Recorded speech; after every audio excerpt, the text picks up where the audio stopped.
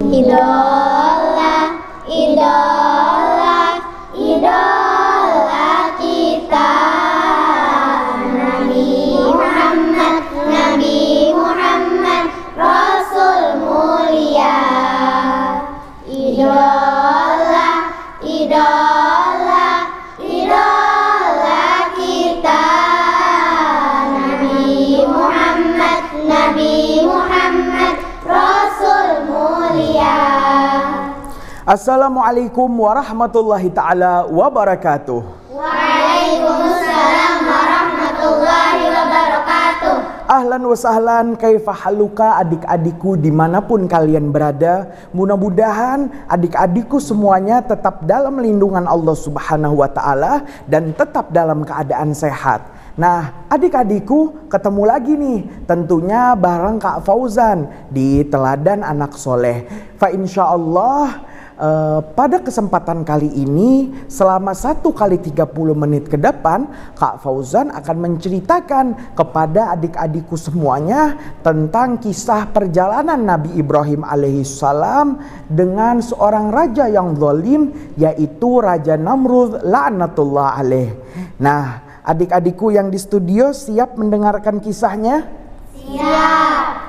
Nah, adik-adikku, kisah pun bermula di mana Nabi Ibrahim alaihissalam dilahirkan oleh ibundanya di zaman seorang raja yang sangat zalim, yaitu Raja Namrud, di mana dikatakan Raja Namrud telah memerintahkan bahwasanya di tahun-tahun ganjil seorang bayi, baik laki atau wanita, boleh hidup dan dilahirkan. Tetapi jika itu adalah tahun-tahun genap, maka bayi-bayi di zamannya haruslah dimusnahkan dan harus segera dibunuh, baik bayi laki ataupun bayi perempuan. Maka saat itu nih adik-adik, Nabi Ibrahim dikatakan dilahirkan di tahun yang di situ diperintahkan untuk dibunuh.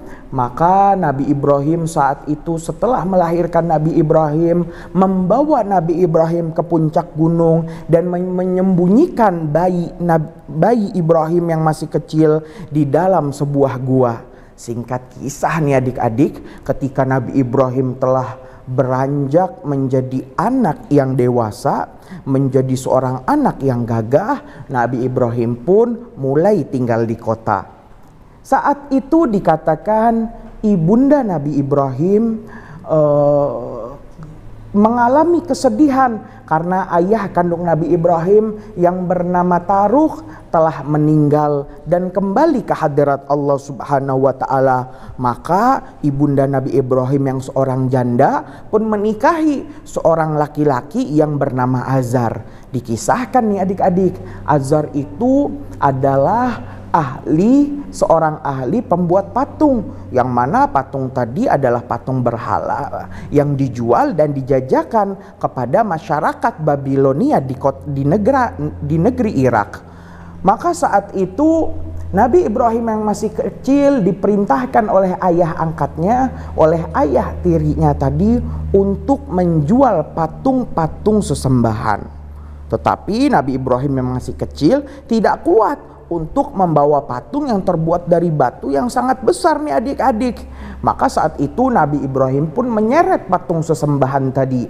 Dan ketika berjualan, beliau berteriak dan berkata, "Ayo tuan-tuan, nyonya-nyonya, siapa di antara kalian yang ingin membeli patung sesembahan ini untuk kalian sembah?" Yaitu patung yang tidak dapat mendengar, patung yang tidak dapat melihat, patung yang tidak dapat berbicara, bahkan patung ini tidak bisa menolong dirinya sendiri ketika aku seret. Maka orang-orang yang mendengar daripada panggilan Nabi Ibrahim ini melaporkan kepada ayahnya sang pembuat patung, yaitu Azar, bagaimana anaknya menjajahkan dari barang jualan tersebut. Nah, adik-adikku, pada saat itu Azar berkata kepada Ibrahim, "Wahai Ibrahim, mengapa engkau melakukan ini?" Maka Nabi Ibrahim pun menjawab sebagaimana kisah jawaban Nabi Ibrahim diabadikan oleh Allah Subhanahu wa taala di dalam Al-Qur'an. "Idz qala li abihi Ya abati lima ta'budu ma la yasma'u wa la yubsiru wa la yunki anka syai'a, ya, wa la yughni anka syai'a. Maka tatkala Nabi Ibrahim berkata kepada ayahnya, ya abati, wahai ayahku, ya, mengapa engkau ini menyembah sesuatu la yasma'u yang tidak bisa mendengar, wala yubsiru dan tidak bisa melihat, wala yughni anka syai'a dan dia tidak bermanfaat bagimu. Mengapa engkau sembah? Maka mendengar jawaban anaknya ini, ayahnya itu Azar pun marah dan sangat marah sehingga berkata kepada Nabi Ibrahim, hai Ibrahim, keluarlah engkau dari rumahku, sesungguhnya aku tidak menganggapmu sebagai putraku dan aku tidak ingin melihat wajahmu lagi. Maka saat itu Nabi Ibrahim yang telah dewasa dan telah berbesar hati, bahkan di dalam Al-Quran dikatakan Nabi Ibrahim diberikan oleh Allah Subhanahu wa Ta'ala pikiran yang sangat dewasa, kemampuan memutuskan yang sangat luar biasa, sehingga Nabi Ibrahim saat itu pun rela keluar dari rumahnya. Allah Subhanahu wa Ta'ala berfirman, walaqad ataina Ibrahima rusydahu min qabl, dan sungguh telah kami berikan kepada Nabi Ibrahim rusydahu, akal sehatnya, kecerdasannya, kebijaksanaannya, min qabl, sebelum aku utus menjadi seorang nabi dan rasul. Nabi Ibrahim adalah ahli berpikir yang sangat luar biasa. Adik-adikku, maka mulai saat itu Nabi Ibrahim pun berpaling berdakwah kepada umat Babilonia di negeri Irak. Nabi Ibrahim mulai berdakwah, dan adik-adikku, Nabi Ibrahim ini ya adalah seorang nabi yang senang berhijrah, senang berpindah-pindah tempat. Awalnya Nabi Ibrahim lahir dan hidup di masa kecil di negara Irak, Babilonia yang diperintah oleh Raja Namrud. Gak lama Nabi Ibrahim pun pindah ke negeri Syam, yaitu Baitul Maqdis, negeri Palestina. Ada juga kisah di mana Nabi Ibrahim bertemu dengan Fir'aun yang memerintah negara Mesir. Nabi Ibrahim pun membawa salah satu istrinya ke dataran Arab, yaitu ke kota Makkah. Jadi Nabi Ibrahim adalah seorang nabi yang sering berpindah-pindah. Nah, adik-adikku, diceritakan di negara Irak, Babilonia, terdapat 3 kelompok masyarakat yang mereka menyekutukan Allah Subhanahu wa Ta'ala. Kelompok pertama, mereka adalah kelompok yang menyembah benda-benda langit. Mulai dari yang menyembah matahari di siang hari, menyembah rembulan di malam hari, juga menyembah bintang-bintang gemerlap di malam hari. Nah, bagaimana ya dengan kelompok kedua daripada umatnya Nabi Ibrahim alaihissalam? Kalau mau tahu nih adik-adik, tetap bersama Kak Fauzan di Teladan Anak Soleh. Sallu ala Nabi Muhammad. Allahumma sholli alaihi.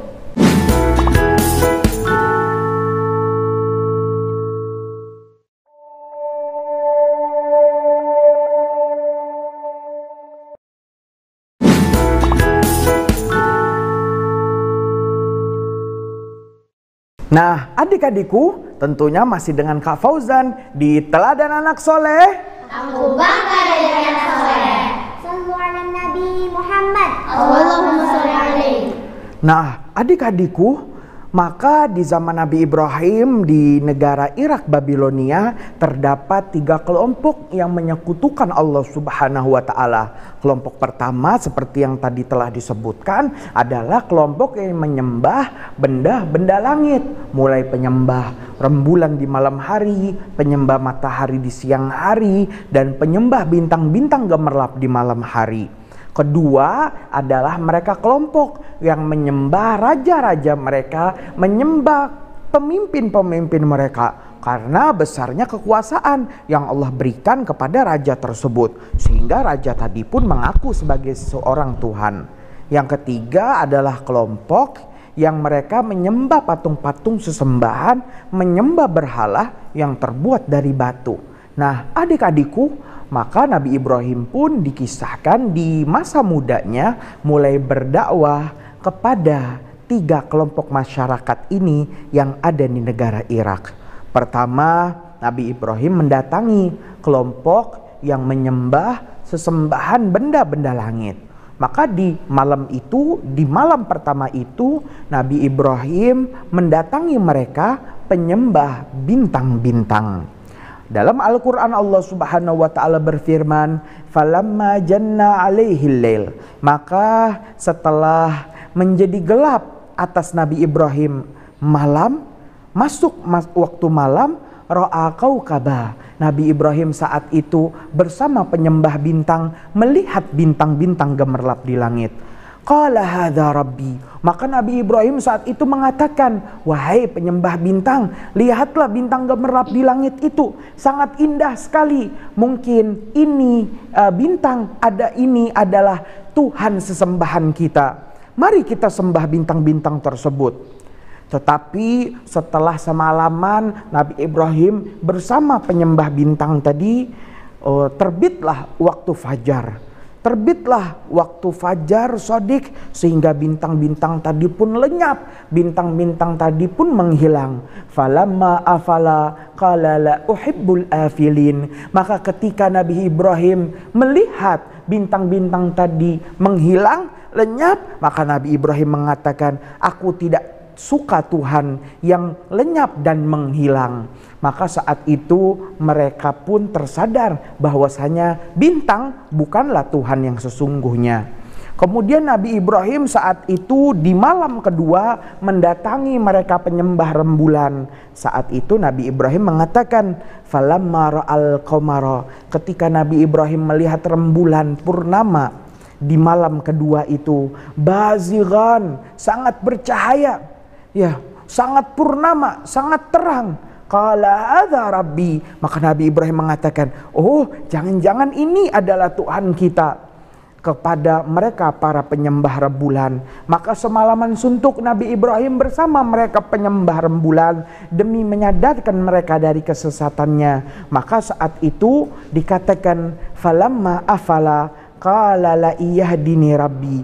Maka ketika waktu fajar di hari kedua itu terbit, maka rembulan tadi pun hilang dan Nabi Ibrahim pun mengatakan, qala iyahdini rabbi. Jika Tuhanku tidak bisa memberikan petunjuk kepadaku, la akunanna minadhdallin. Sesungguhnya aku termasuk daripada orang-orang yang sesat.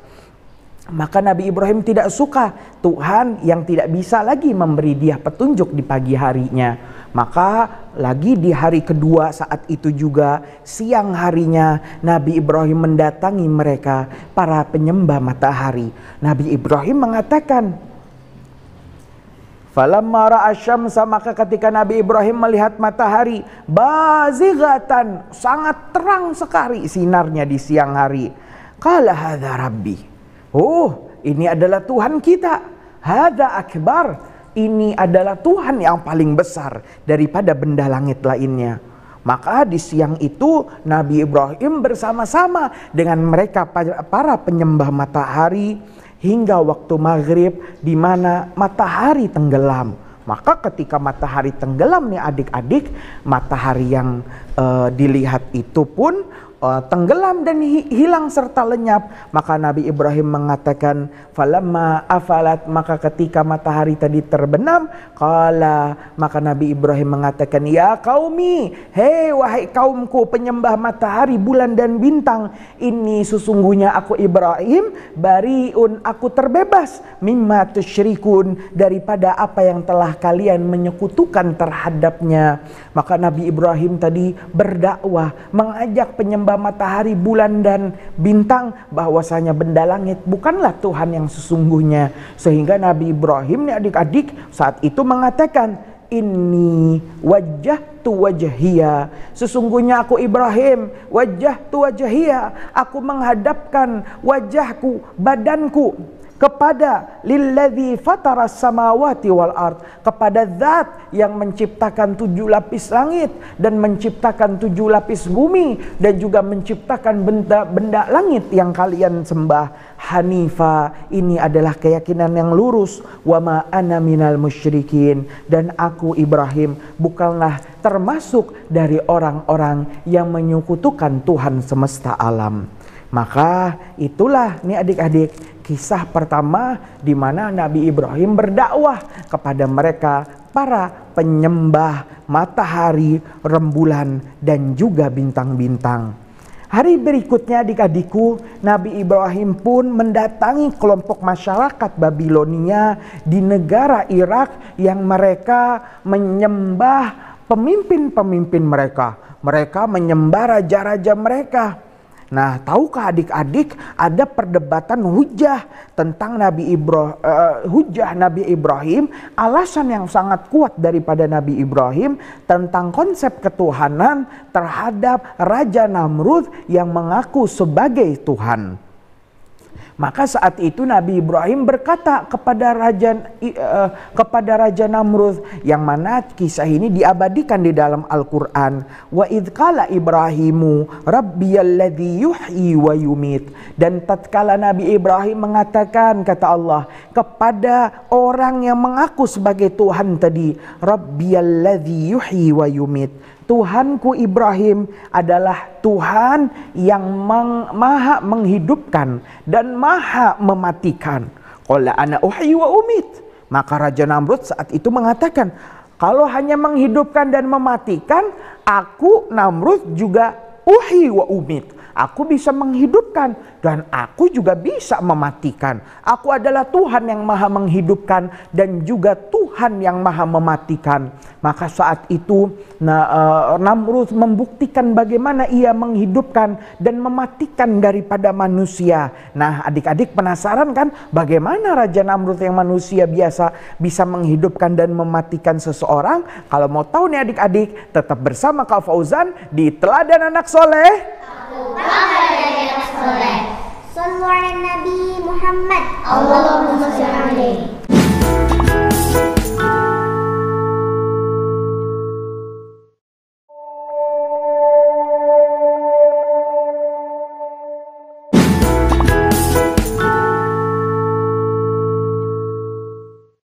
Nah, adik-adikku, tentunya masih dengan Kak Fauzan di Teladan Anak Soleh. Aku bangga jadi anak soleh. Sallu ala Nabi Muhammad. Allahumma shalli alaihi. Nah, adik-adikku, maka ketika Nabi Ibrahim berkata kepada Raja Namrud bahwasanya Allah Subhanahu wa Ta'ala adalah yang maha yuhyi menghidupkan dan maha yumit mematikan, Namrud lantas berkata, qala ana uhyi wa umit. Aku juga maha menghidupkan dan aku juga maha mematikan. Maka saat itu nih adik-adik, Namrud membuktikan perkataannya. Saat itu dipanggillah dua tawanan yang selama ini hidup di dalam penjara istana Namrud. Maka dihadirkan dua orang. Orang yang pertama dikatakan oleh Namrud, hei pengawal, bunuh orang yang pertama. Maka tawanan yang pertama yang tadinya hidup itu pun dibunuh. Maka Namrud mengaku, aku maha mematikan. Dan tawanan yang kedua, engkau, aku bebaskan. Maka dia pun dapat bebas dan hidup.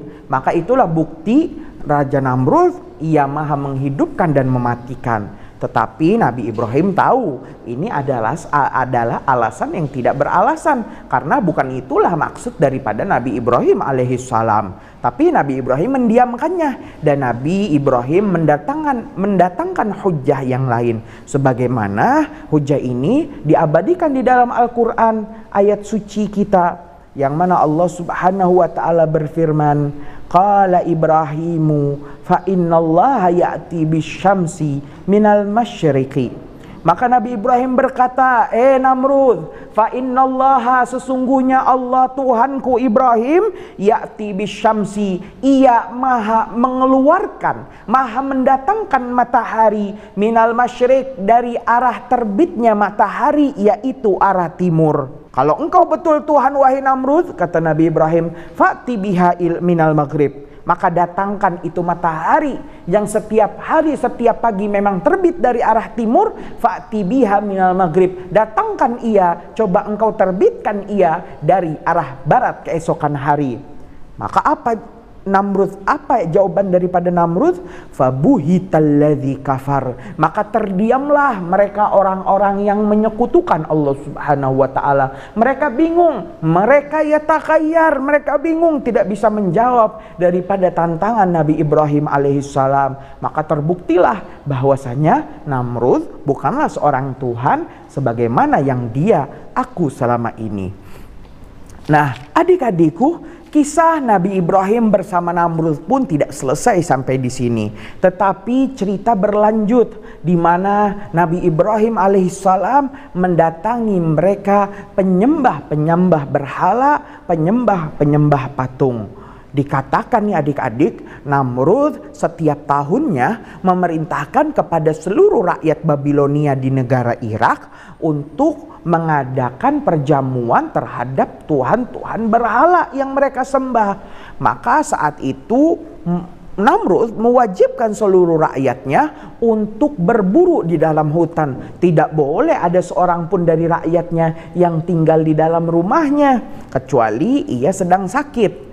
Maka saat itu semua rakyat berangkat ke hutan. Nabi Ibrahim yang saat itu tinggal dengan seorang sahabatnya diajak oleh sahabatnya, "Hai Ibrahim, ayo cepat kita berangkat berburu ke hutan karena ini adalah perintah titah dari sang raja Namrud." Tapi Nabi Ibrahim terlihat saat itu nih adik-adik sedang tertidur di atas kasurnya.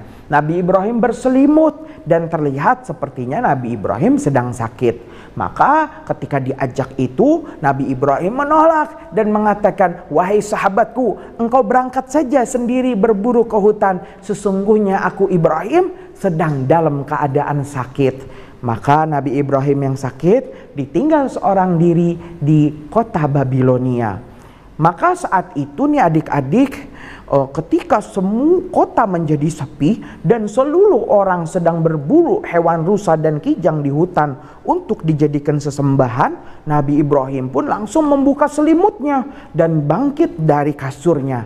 Artinya sepertinya Nabi Ibrahim tidak sakit dan Nabi Ibrahim hanya pura-pura sakit. Lantas apakah betul seorang nabi adalah seorang pembohong? Tidak, seorang nabi adalah seorang yang jujur. Mengapa Nabi Ibrahim sepertinya berbohong?